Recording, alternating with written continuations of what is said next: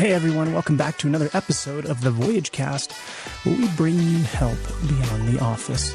I'm your host, Eddie, and I'm so glad you're here today because in today's episode, we're going to hit on a skill so pivotal and quietly transformational that it shapes just about every aspect of your life. But sadly, no one really taught us how to use it, and really we're not terribly aware of it. We're talking about emotional intelligence, a social superpower most of us don't even realize we need. Quick question for you, though, as we kick off this episode is, and I really want you to think about this, how do you usually react when a strong emotion shows up? Really consider this.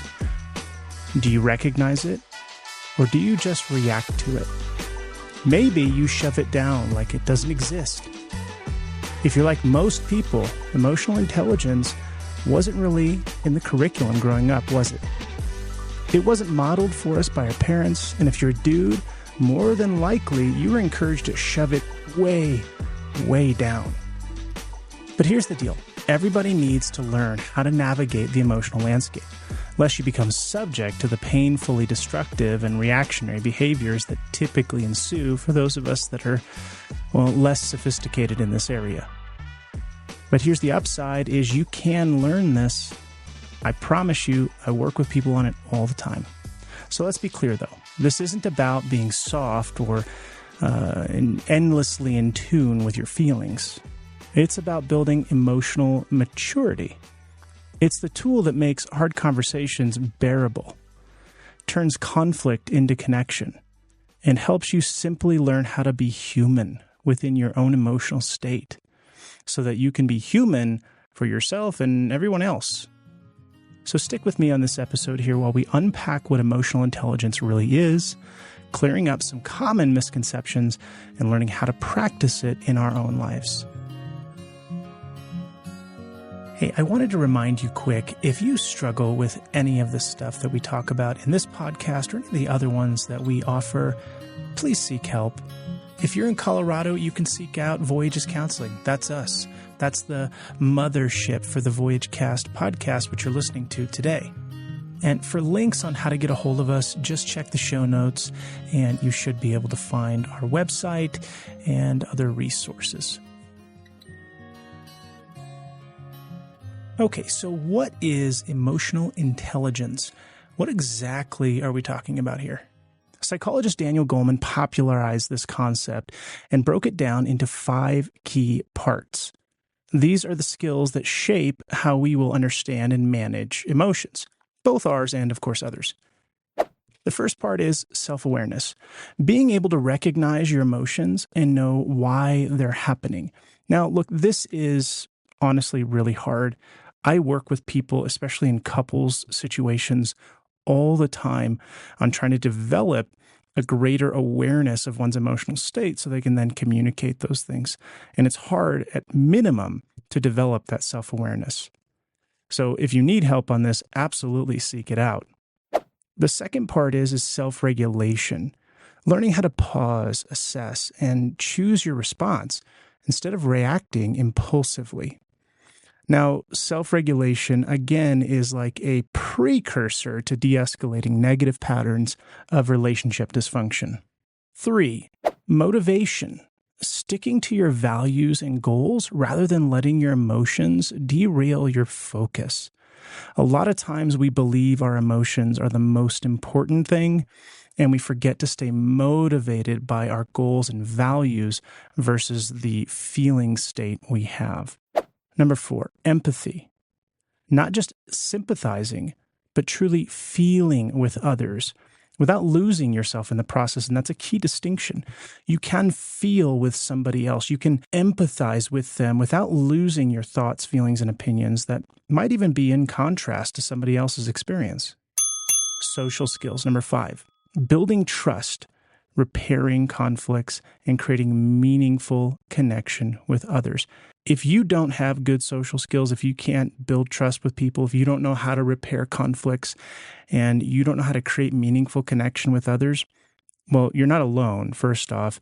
Second off, you do need to repair this within yourself so that you can then create meaningful relationships and find those deeper connections. I mean, we're attachment-based creatures, and we need this kind of thing in our life. The best part here is you don't have to be born with any of these things. It's not some lucky personality trait only a few people have.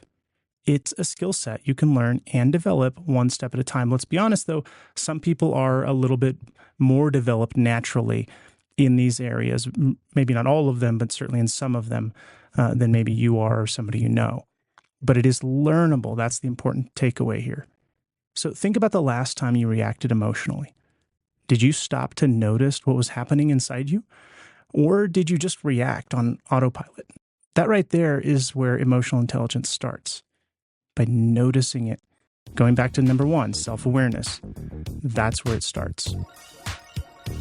Okay, part 2, misconceptions about emotional strength. Here's where a lot of people actually go wrong. They think emotional intelligence is about being agreeable or becoming some kind of Zen robot who's, quote, above emotions. But it's actually just the opposite. People with high emotional intelligence feel deeply. They experience the full spectrum of human emotions. They just know how to navigate them. Brené Brown has this great line about vulnerability. She says, vulnerability is not winning or losing. It's having the courage to show up and be seen when there's no control over the outcome. That is emotional courage. And Susan David, in her book, Emotional Agility, says something that really hits home for me. She writes, discomfort is the price of admission to a meaningful life. If you're trying to avoid discomfort, guess what? You might be avoiding the very moments that help you grow, the very moments that teach you how to become emotionally intelligent.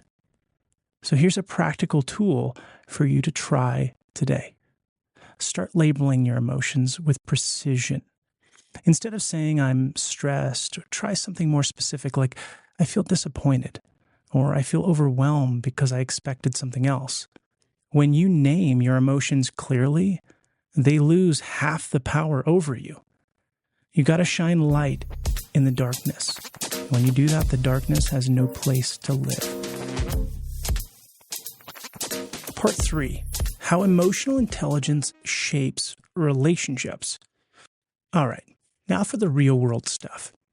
How does emotional intelligence play out in relationships? Really think about it. Whether you're in a romantic partnership, leading a team, parenting kids, or managing friendships, emotional intelligence is the glue that holds those relationships together, or at least helps us interact in those relationships.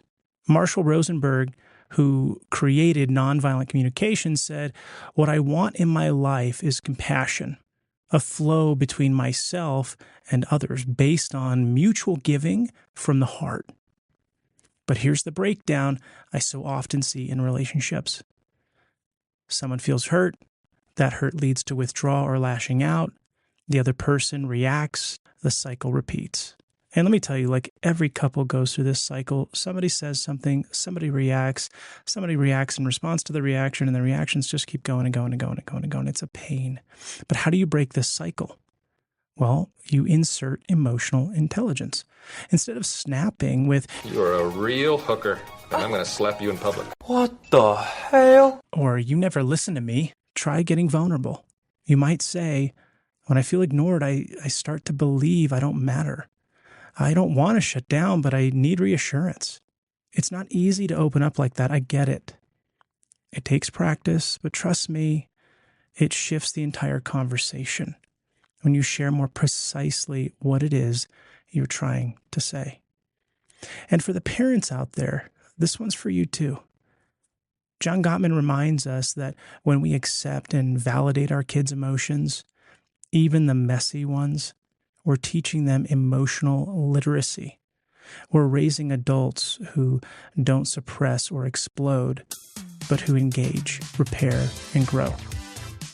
All right, part 4, real-world practice, building emotional intelligence. No talk about emotional intelligence would be complete without giving you practical tools to use today. Here are 4 practices to get started. Number 1, the emotional check-in. Set a reminder on your phone if you have to ask yourself these 3 questions once a day. What am I feeling? What might I be feeling, or why might I be feeling this way? And what do I need right now? You see, this builds self-awareness and can help transform your emotional vocabulary over time. Number 2, the pause practice. Before responding to conflict, take 3 deep breaths. That pause creates space for self-regulation. You can even say, give me a second, I want to respond thoughtfully. Number 3, empathic listening. Next time you're in a conversation, really listen. Don't interrupt. Don't prepare your response or your rebuttal. Reflect on what you've heard by saying something like, it sounds like you're feeling, or what I'm hearing is, and then you repeat back what it is you think you're hearing without debate, without argument, just understanding, just curiosity. Then ask, did I get that right? And now you're looking for their response, their correction of your understanding. Make the assumption, too, in this section that you probably don't understand everything correctly, and you probably are not the best listener in the world, and you probably do not have the greatest memory of, anybody ever who's ever lived. You probably have some errors in the way you do things. There's some margin of error that you need to give yourself so that you can then listen to whatever feedback they have, because you're looking just for understanding. Number 4, repair when you mess up. We all get it wrong, as I was saying. Everybody gets it wrong, and that's fine. Emotional intelligence isn't about being perfect or doing it right or being the therapist in the room. And besides, in a normal relationship, nobody wants you to be their therapist. I know from personal failures and experience. It's about noticing when you miss the mark and choose to repair it. A simple, heartfelt, I realize I've hurt you. I am so sorry. Can we fix this? Can we start over? Can we try this conversation again? These kind of statements can really go a long way, and they are worth your effort to get better at and to learn. And even if it fails the first few 100 times you try it, keep doing it, keep getting creative, get support, etc. Okay, part 5, the bigger picture. Here's the truth about emotional intelligence. Your feelings drive everything. Whether you realize it or not, your emotional world is the engine steering your actions, relationships, and decisions.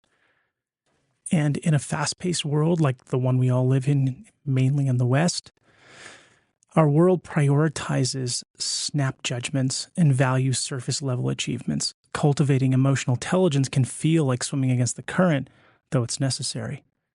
And it requires effort, self-awareness, and an ability to pause and reflect. But the rewards are undeniable. Emotional intelligence opens the door to deeper connections, wiser decision-making, and a more meaningful approach. While it may be harder to choose self-awareness and empathy over quick reactions, the journey toward emotional intelligence, I promise you, is worth it. I think of it like freedom. It equips you with the tools to face life's ups and downs with resilience, to lead with understanding, and to live in alignment with your values. It's not the easy path, I know, but it is the better one, I promise. So before I go today, here's your challenge.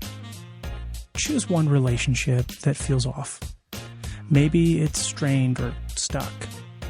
Practice pausing, naming your emotions, and asking better questions, as I will say to many of my clients, who, if you are one of those and you're listening to this, I know you've rolled your eyes at that point. Even if they don't meet you halfway, you'll know you showed up with maturity and clarity. And that's a win in and of itself, because at least you're doing your part to get better. All right, well, hey, thanks for tuning in to another episode of the Voyage Cast. If this episode resonated with you, share it with somebody who might need it, please. Share it with your friends, your family, even if they don't need it. Just impose it upon them. And don't forget to leave us 5 stars. It really does help with the algorithms. Also, if you ever want to reach out and share your story, by all means do that. The links are in the description. Until next time, I have nothing to say. No, just kidding. Stay grounded, stay growing, and stay emotionally intelligent.